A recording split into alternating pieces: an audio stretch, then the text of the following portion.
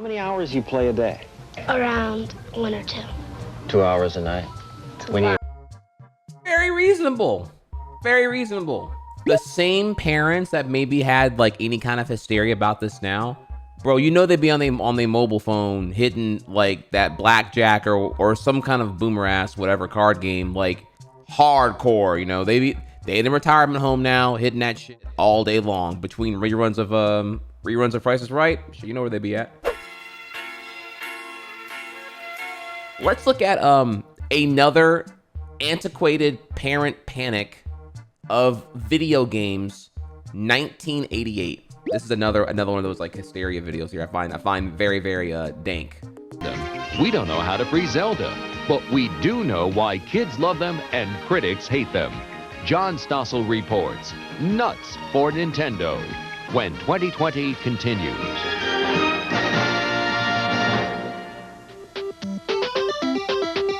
New York City, early in the morning.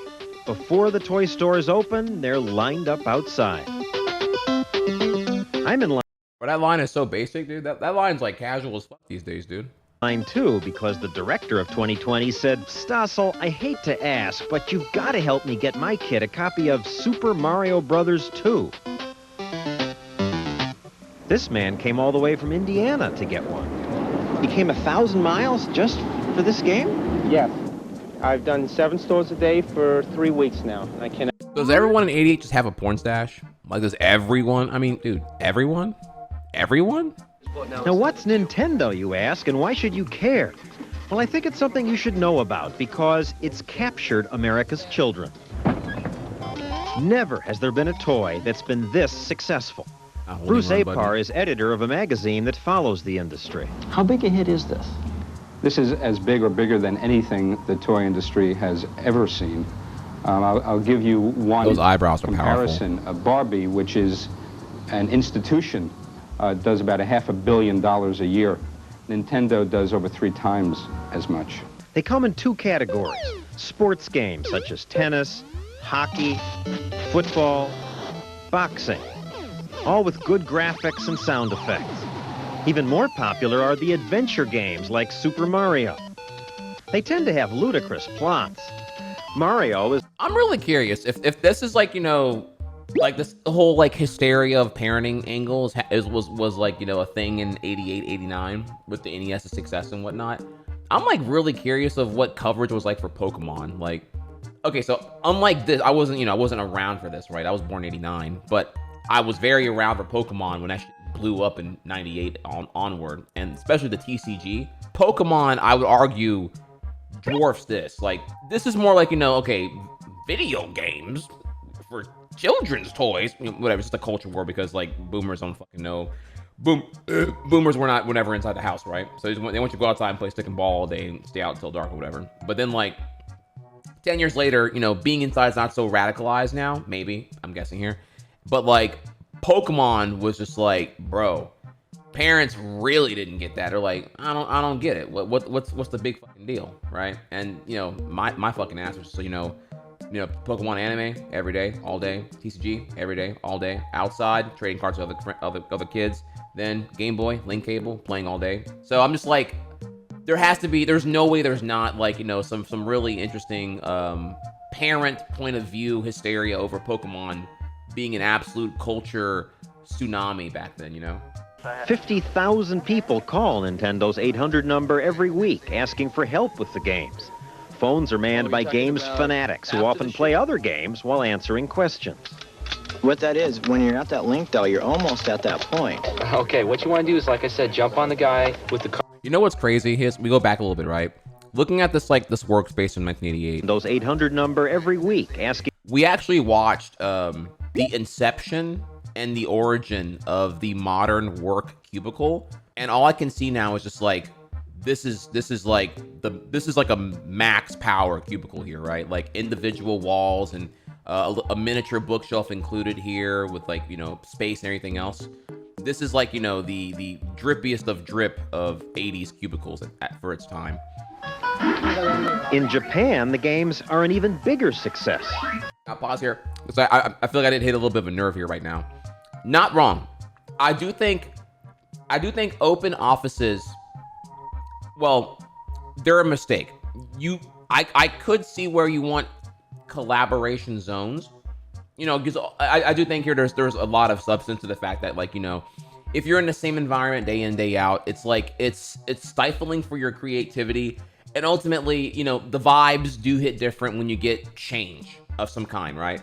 You know, doing the same repetitive, grueling task or whatever it may be here and trying to find inspiration or a breath of fresh air or just some kind of way to maintain being continually engaged in your tasks for hours on end.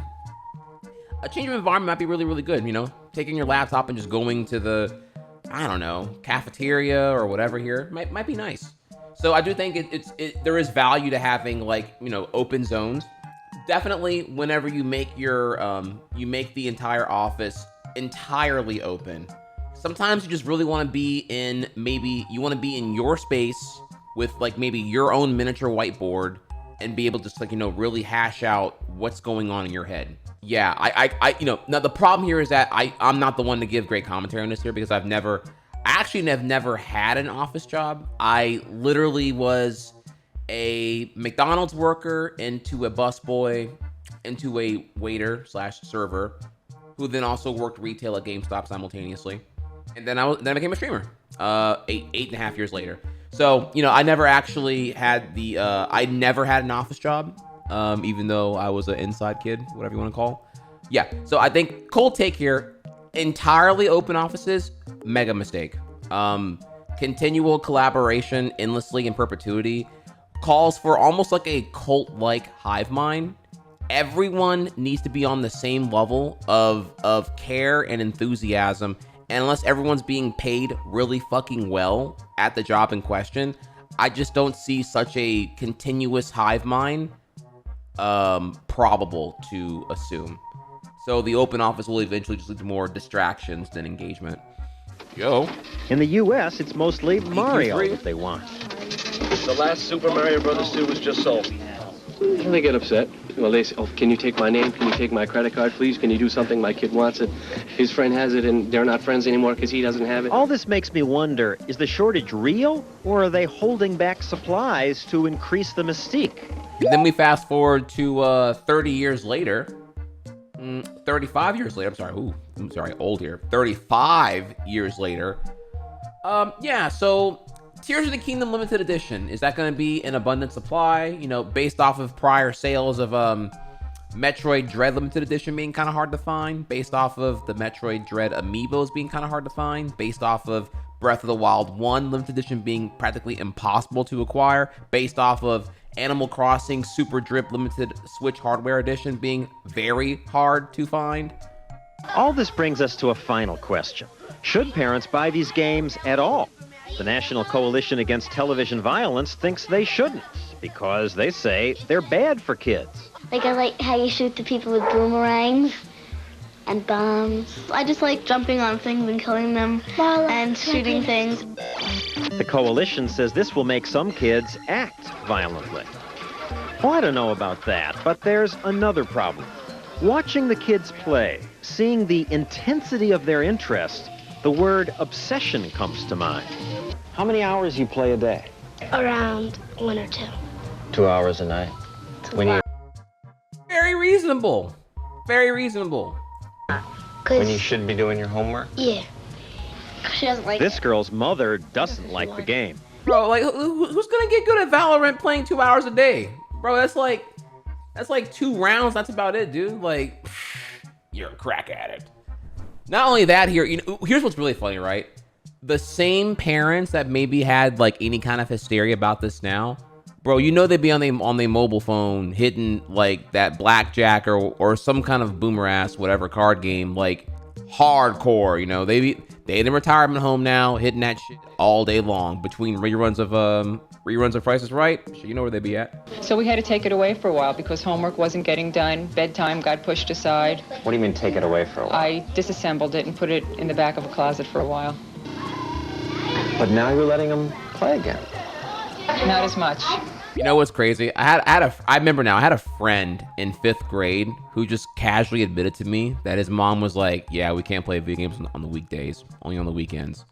Like, even if they did everything right, homework and all that here, like, and they weren't, it was just like, I was just like, damn, bro, that sucks, dude. No video games on the weekdays at all. But I'm just like, damn, dude, like majority of the week, man, you gotta like get all your. And here's the problem, right? I think the problem there is it's unwinnable, right? Because like, if you can only play video games on Saturday, Sunday, well, obviously you want to go all out. You want to get your gaming done. But if you gotta think here, chat, 98 N64. If birthday came and you got Banjo-Kazooie 1, and they're telling you, yeah, games only on the weekend. I mean, goddamn, dude, like 8 hours, you know, like you could easily do 8 hours both days, Banjo-Kazooie. And then they're like, oh, look, I let that kid play a little bit. That kid's playing that game all day long. That kid don't want to go outside, and it almost like it's like a self-reinforcing cycle there. You know what I mean? Just like, I don't know.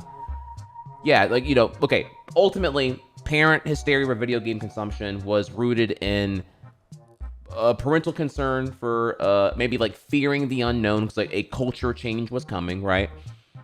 But then like when like smartphones happened and like Wi-Fi was consumer accessible, and you know, you could just do it, you can just hand me down your old iPhone or whatever, your old smartphone to your child, and now they have a Wi-Fi equipped internet portal in their own disposal at all times here. Wouldn't you want to be actually more engaged now than ever? But yet, seemingly weird, parents were less engaged on parental concern and engagement and guidance. I don't know. I'm not a parent, so I don't, you know, it's not my role to get involved in this argument here. But like, good Lord, goddamn, dude. I think under the right time limits, it's fine. In fact, I got one while doing the story, and I'm going to keep it. For you, or would you give it to your child? Well, my 3-year-old likes kill ducks, and my wife and I stayed up till midnight playing it. And you don't mind the so-called violence in it? Kill ducks, kill ducks? They're animated characters, and I just think you have to pay attention and limit the time. And Now I know how you're spending the holidays, watching Nintendo. You know what, chat? The stash is growing on me here.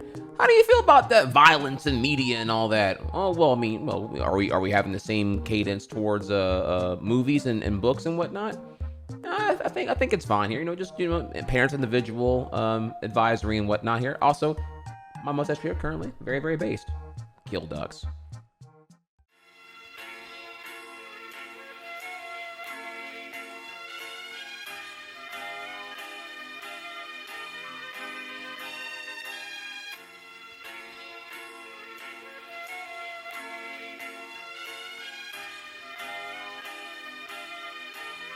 Yeah.